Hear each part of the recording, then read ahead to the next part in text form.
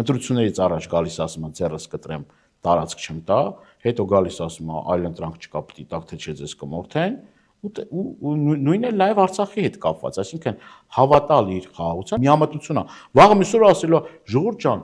խաղաղություն է, բայց գիտեք ինչ կա, պիտի մի 300,000 ադրբեջանցի գա, այստեղ բիզնես կանի, բան կանի, դե ժողովուրդ ջան, խաղաղություն եք, չէ ուզում, այդ մարդիկ են եկել են, մի երկու հատ էլ մինարետ կկառուցեն, բան կանեն, դե ինչել էս եկեղեցիների բանը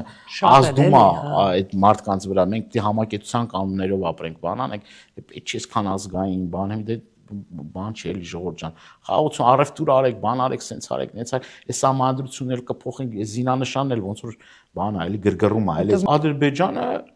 պահանջում է, որպեսզի ճանաչեն ադրբեջանցիների ցեղասպանությունը, հիմա դարձնում է միջազգային օրակարգի մաս։ Ինչա մեր ժողովուրդը կարծում է, որ մի օր էլ այդ պահանջը չեն դնելու, որ օրինակ Հայաստանում հարգվեն այսպես կոչված Ադրբեջանի հայերի կողմից ադրբեջանցիների ցեղասպանության փաստը օրինակ դա հիմա կարող է աբսուրդային հնչում, բայց մի քանի տարի առաջ էլ կարող Արցախի հետ կապված աբսուրդային լիներ, սահմանադրության հետ կապվածը աբսուրդի ժանրից, ֆանտաստիկայի ժանրից լիներ, ցեղասպանության հետ կապվածը կարող էր էլի նույն ժանրից լինել, բայց ինչ եղավ։